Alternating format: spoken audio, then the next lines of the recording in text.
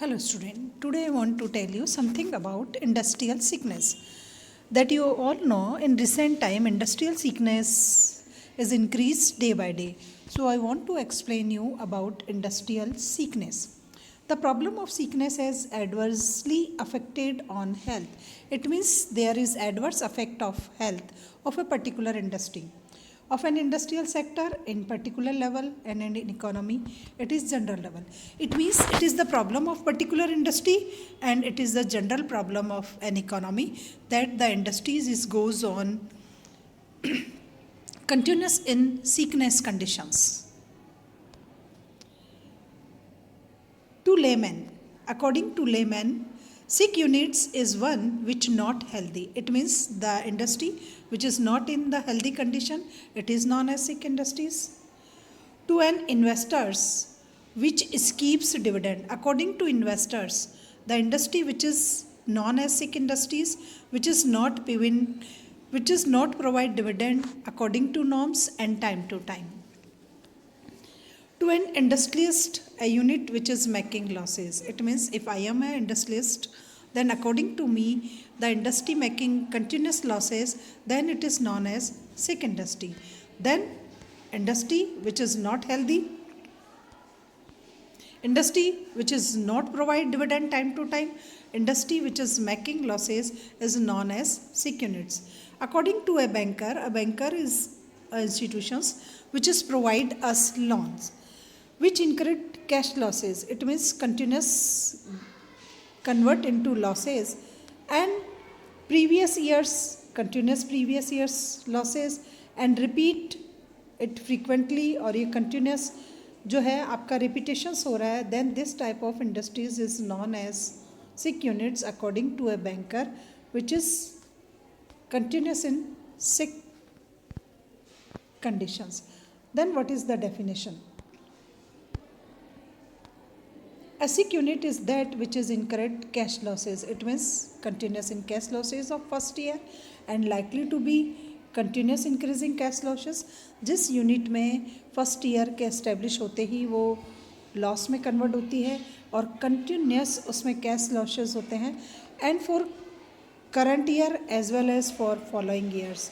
Current year में losses and continuous incoming years में losses जो है जनरेट करी हो, this unit is known as और उसका फाइनेंशियल स्ट्रक्चर जो है वो इम्बैलेंस हो, then this type of unit is known as sick.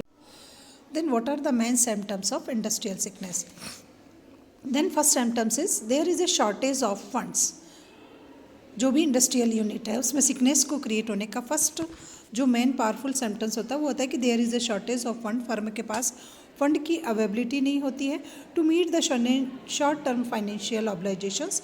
At least firm अपनी या इंडस्ट्री अपनी शॉर्ट टर्म फाइनेंशियल जो भी ऑब्लाइजेशंस है, रेस्पॉन्सिबिलिटी है, उनको फुलफ़िल करने में अनेबल रहती है. सेकंड होता है decreasing the rate of return की कंपनी की जो कंटिन्यूस इन्वेस्टर्स को जो रिटर्न प्रोवाइड करने वाली होती है, the rate of return is decreasing continuous year to year, उसमें डाउनफॉल आता है. Under utilisation of capacity, company अपनी या इंडस्ट्री अपनी जो कैपेसिटी है उसकी प्रोडक्टिविटी की, आउटपुट की एटलीस्ट उस प्रॉपर कैपेसिटी को एंजॉय नहीं कर पा रही है, उसको गेन नहीं कर पा रही है और हमेशा उसका जो आउटपुट जनरेट होता है it is lower than its capacity.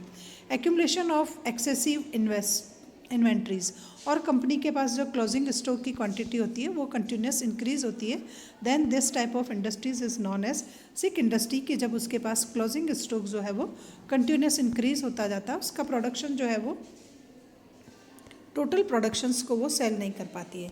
Then what are the main causes of industrial sickness के बिहाफ पे कौन कौन से कॉजेज क्रिएट होते हैं?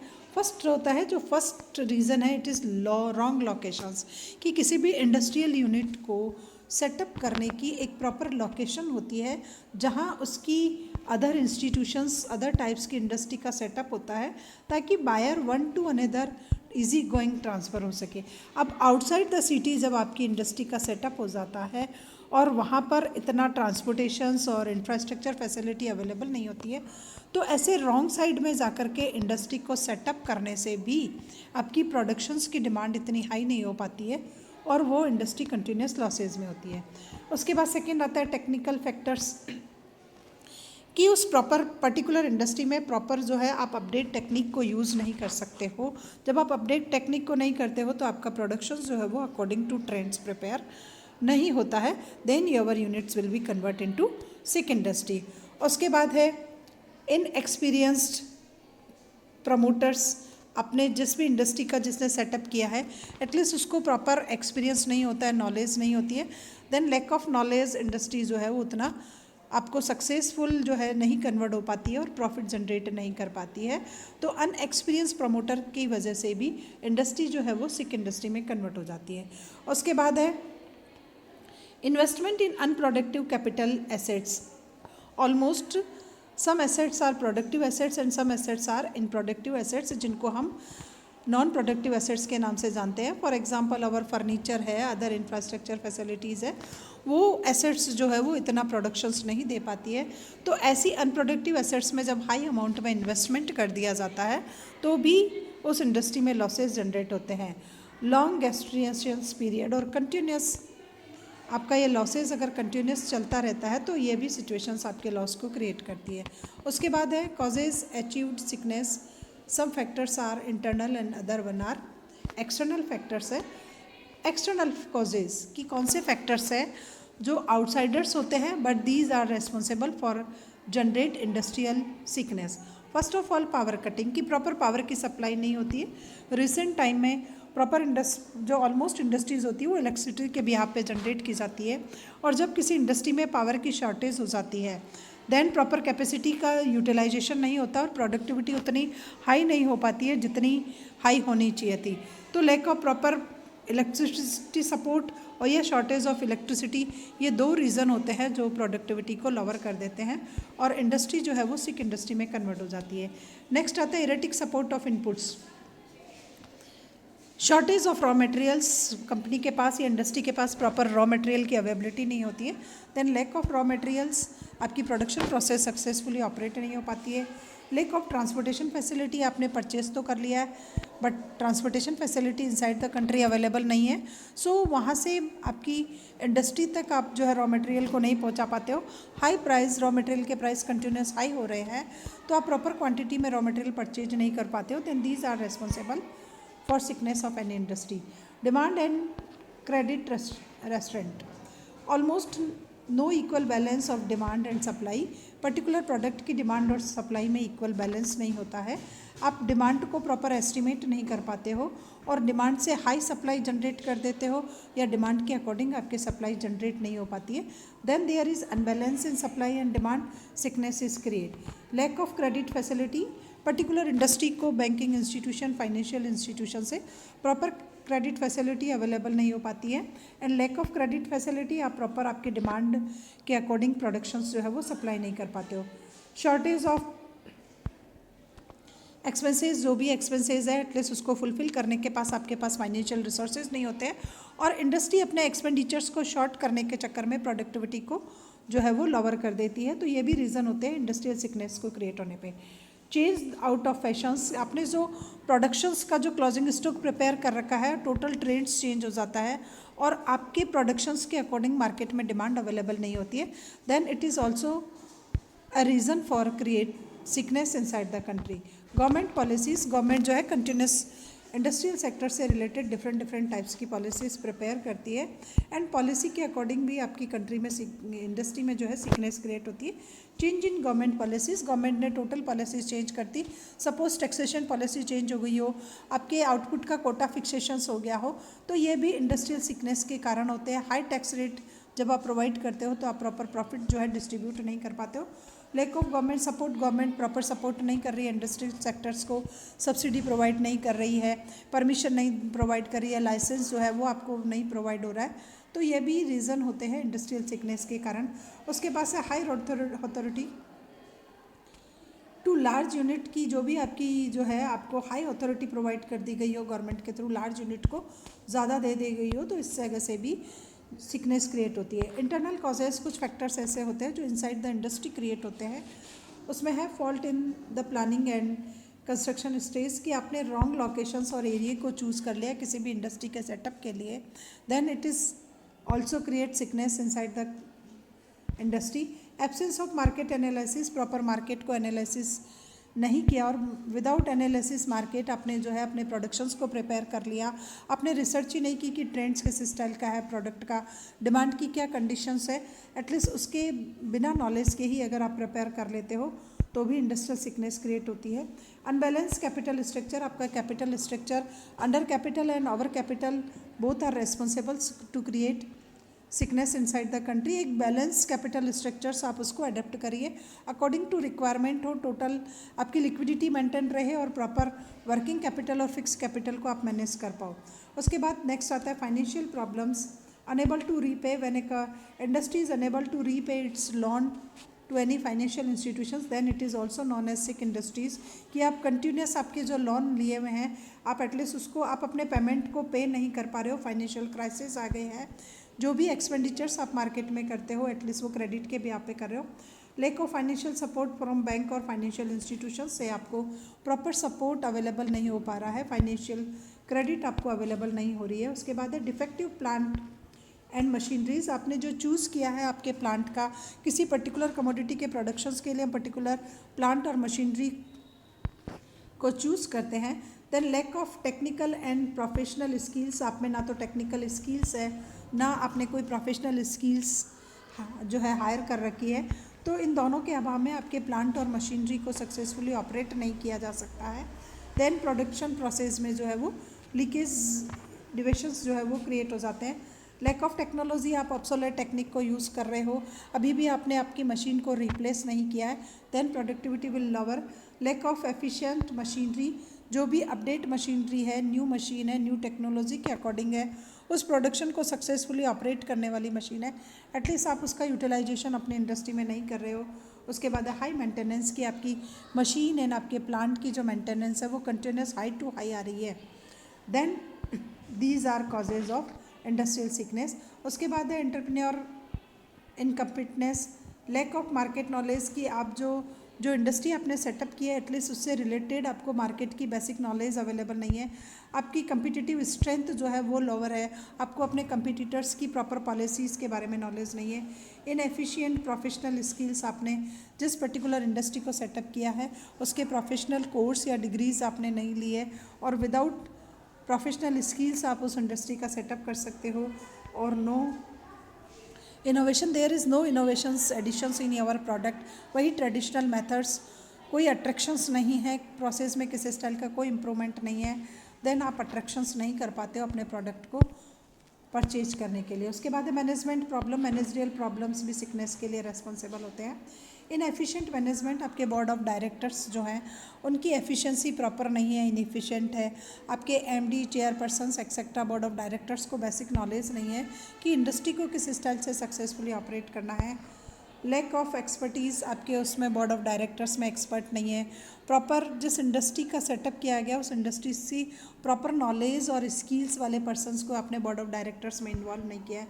Labours problems is also a reason for industrial sickness की, इनएफिशिएंट लेबर को आपने जो है अपनी कंपनी फर्म इंडस्ट्री में जो है इनएफिशिएंट लेबर्स का रिक्रूटमेंट कर लिया है और टोटल आप उनको ऑपरेट करने की परमिशंस दे रहे हो तो उनके बिहाफ पर भी प्रोडक्टिविटी इंप्रूव नहीं होती है। Lack of coordination in work में कोऑर्डिनेशन नहीं है, लेबर का डिवीज़न प्रॉपर नहीं है, स्पेशलाइजेशन नहीं है, जिस पर्टिकुलर पर्सन को पर्टिकुलर टास्क को प्रोवाइड करना चाहिए था आपने उसको अडेप्ट नहीं किया गया है। अनसेटिस्फाइड लेबर, आपकी लेबर फोर्स उस इंडस्ट्री में वर्क करने के लिए सेटिस्फाई नहीं है, वो आपकी जो फैसिलिटीज़ आप उसको प्रोवाइड कर रहे हो, वेजेस आप उसको प्रोवाइड कर रहे हो, at least they are not satisfied with them. Industrial sickness is growing in annual rates continuous inside the country. Industrial sickness is growing from 28% to 30% respectively. Year total जो है ये 28% और 30% जो है इंडस्ट्रियल सिकनेस है inside the country. Outstanding number of bank credit और at least industrial sickness के behalf पर जो है बैंक क्रेडिट वो कंटिन्यूस इंक्रीज हो जा रही है। They are unable to repay their loan और पर्टिकुलर टाइम पर इसी की इंडस्ट्रीज जो है वो अपने लोन को रीपे कर पाती है। It is estimated that the today there is more than 2 lakhs units are sick units almost, ये एक एस्टिमेशंस है कि इनसाइड द कंट्री जितनी भी इंडस्ट्रीज़ का सेटअप है, best industry, small scale industry, mid term industries, at least उसमें से 2 lakh industries are sick units and with an outstanding bank credit जो है वो 7,000 करोड़ नियर बाय जो है लोन रीपे नहीं किया. Effect of industrial sickness. Then what are the effect create inside the country due to industrial sickness. Industrial sickness के behalf पर किस स्टाइल्स के इफेक्ट जनरेट होते हैं. फर्स्ट ऑफ ऑल अनएम्प्लॉयमेंट की सिचुएशंस क्रिएट हो जाती है. इंडस्ट्रियल सिकनेस से प्रोडक्टिविटी का प्रॉपर यूटिलाइजेशन नहीं होता है. इंडस्ट्री ऑलमोस्ट क्लोज हो जाती है. देन क्लोज इंडस्ट्री जो है वो अनएम्प्लॉयमेंट को जनरेट करती है. और जब आपकी सिकनेस है, आप प्रॉपर प्रॉफिट और सैलरी नहीं दे पा रहे हो, देन जो लेबर फोर्स है वो भी आपकी इंडस्ट्री को छोड़ देता है. Wastage of resources. Sick units में प्रॉपर प्रोडक्टिविटी नहीं है, कैपेसिटी का यूटिलाइजेशन नहीं है, आउटपुट इतना जनरेट नहीं होता है.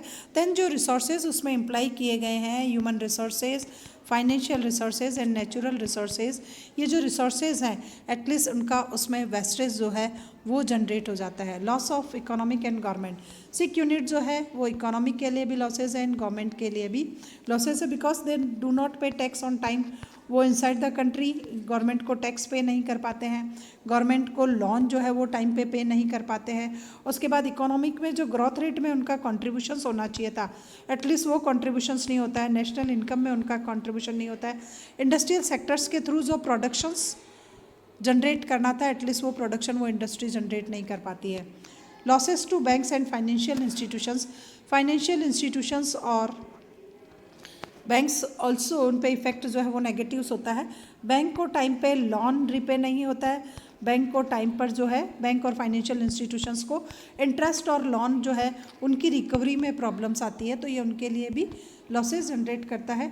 इंडस्ट्रियल अनरेस्ट और इनसाइड द कंट्री एक इंडस्ट्रियल अनरेस्ट की सिचुएशन जो है वो जनरेट हो जाती है. इंडस्ट्रियल प्रोग्रेस जो होती है उसमें डिविशंस क्रिएट हो जाते हैं. Suggestions to prevent industrial sickness के लिए कुछ सजेशंस प्रोवाइड किए जाते हैं. First of all proper planning जो है वो प्रिपेयर करनी चाहिए. Industrial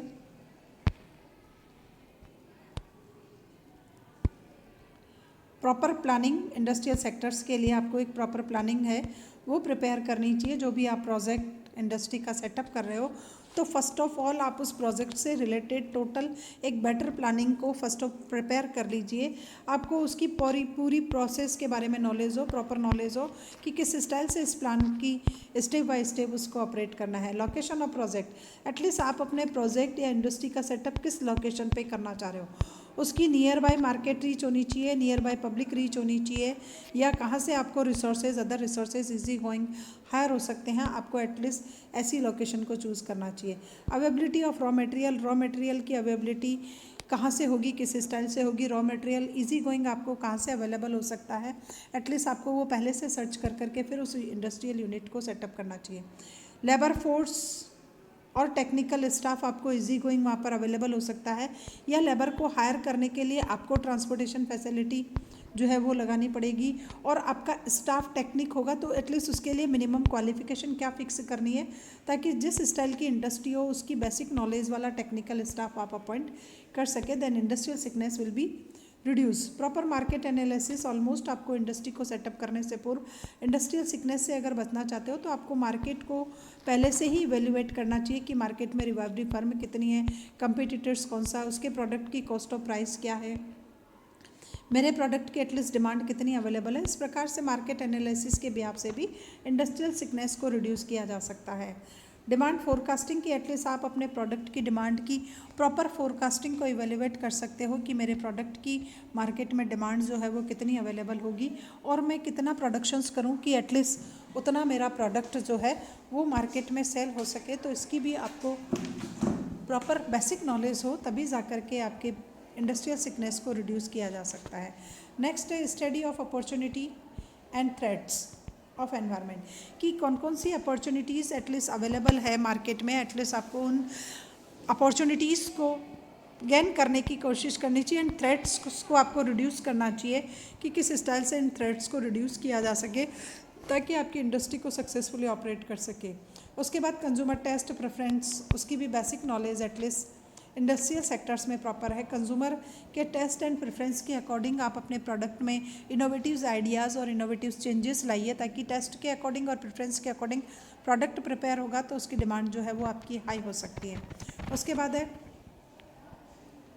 availability of reliable distributors, at least आपको पहले से ही डिस्ट्रीब्यूटर्स को सर्च कर करके रखना चाहिए कि मेरे प्रोडक्ट के लिए मुझे डिस्ट्रीब्यूटर्स की चेन को किस स्टाइल से अपॉइंट करना होगा और उस चेन के अकॉर्डिंग ही आप अपने प्रोडक्ट को डिस्ट्रीब्यूटर्स को सप्लाई करोगे।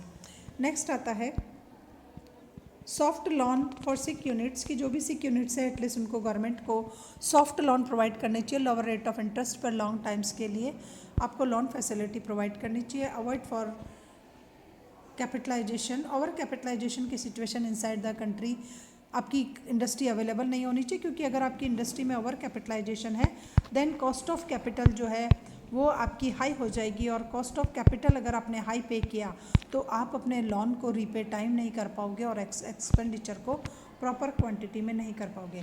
Then measures step taken by banks, bank को एटलीस्ट कौन कौन से स्टेप को फॉलो करना चाहिए। सबसे पहला एडिकेट वर्किंग कैपिटल्स जो है वो इंडस्ट्रियल यूनिट्स को प्रोवाइड करनी चाहिए, ताकि इंडस्ट्रियल यूनिट को प्रॉपर जब आप वर्किंग कैपिटल की फैसिलिटी प्रोवाइड करते हो तो एटलीस्ट वहाँ पर किसी स्टाइल के फंड के शॉर्टेज की सिचुएशंस क्रिएट नहीं होगी। उसके बाद recovery of interest reduce rate, at least आपको थोड़ा सा रिकवरी पर इतना ज़्यादा प्रेशराइज नहीं करना चाहिए, थोड़ा सा समटाइम्स उसको और फैसिलिटी प्रोवाइड करनी चाहिए ताकि उस वो फाइनेंस को इजी गोइंग प्रॉपर यूटिलाइजेशन कर सके। उसके बाद है defining the special cell of RBI, कि आरबीआई को एक जो है इस स्टाइल्स के सेल को इस्टेब्लिश करना चाहिए जो इस स्टाइल्स की सिक यूनिट्स को एटलीस्ट प्रॉपर क्वांटिटी में लोन प्रोवाइड कर सके, सजेशंस प्रोवाइड कर सके। उसके बाद है अरेंज ऑफ स्पेशल कमेटीज़ जो है वो स्टेट लेवल पर, लोकल एरिया पर स्पेशल कमेटीज़ को ऑर्गेनाइज किया जाना चाहिए, फॉर्मुलेट किया जाना चाहिए, इस्टेब्लिश किया जाना चाहिए, जो financial institutions, government and sick industry उनके बीच एक चैन के रूप में वर्क कर सके। पॉलिसी फ्रेमवर्क ऑफ गवर्नमेंट ने जो पॉलिसी फ्रेमवर्क किया गया है वो है स्वॉट analysis of industries and liberalisation of sick units. 2 types की पॉलिसीज़ गवर्नमेंट के थ्रू जो है स्टेप्स लिए जाते हैं, प्रॉपर गाइडेंस प्रोवाइड की जाती है ताकि सिक इंडस्ट्री भी प्रॉपर डेवलपमेंट को कर सके। उसके बाद है कंसेशंस बाय द गवर्नमेंट किस स्टाइल से कंसेशंस प्रोवाइड करती है। Giving high facility to large industry to take over small sectors for giving high facility to large industries to take over the small sector for revivals। At least government अच्छी facilities provide करती है, high finance facility provide करती है ताकि जो large industry है वो small sector की इंडस्ट्रीज़ को एटलीस्ट हायर कर सके, उनको टेक ओवर कर सके और उनको सक्सेसफुली ऑपरेट कर सके। तो स्मॉल सेक्टर की जो सिक इंडस्ट्री है एटलीस्ट उनको लार्ज इंडस्ट्री के थ्रू टेक ओवर करके सक्सेसफुली ऑपरेट करना चाहिए। गवर्नमेंट को हाई लिबरलाइजेशंस अडॉप्ट कर रखा है गवर्नमेंट ने ताकि वो फाइनेंशियल्स रेदर देन इंटरवेंशंस, कि गवर्नमेंट किसी स्टाइल्स का आपके यहाँ कोई बाउंडेशंस और रेस्ट्रिक्शंस ऑपरेट नहीं कर रही है। गवर्नमेंट ने लिबरलाइजेशन को फॉलो कर रखा है और फाइनेंशियल फैसिलिटी लॉन्ग टर्म के लिए आपको लोअर रेट ऑफ इंटरेस्ट पर सिक यूनिट्स को अवेलेबल है। Introduce the scheme for the sick industries के लिए डिफरेंट टाइप्स की स्कीम्स को गवर्नमेंट ने लॉन्च कर रखा है ताकि उन स्कीम्स से वो बेनिफिट लेकर के और एटलीस्ट अपने को सक्सेसफुली ऑपरेट कर रखे। सिक इंडस्ट्रीज़ कंपनीज़, अब इस एक्ट के अकॉर्डिंग एटलीस्ट सिक इंडस्ट्रीज़ क्या होती है। A unit is defined as a sick industries and company where a company is registered for not less than 5 years। A company is registered for not less than 5 years। It incurred cash losses for the current and preceding financial years, कि at least आपको current year में भी loss हुआ और incoming year में भी आपकी loss की सिचुएशन है। नेट वर्थ जो है वो आपकी कंटिन्यूस इरोडेड हो रही है और even 50% more than net worth in past financial year is eroded. और आपके जो आपके पास्ट 5 ईयर्स है उसमें आपको एक्यूमुलेटेड लॉसेज हो रहे हैं और आपकी नेट वर्थ में 50% का डाउनफॉल आया। Then these types of industries are known as sick industries according to 1985 act.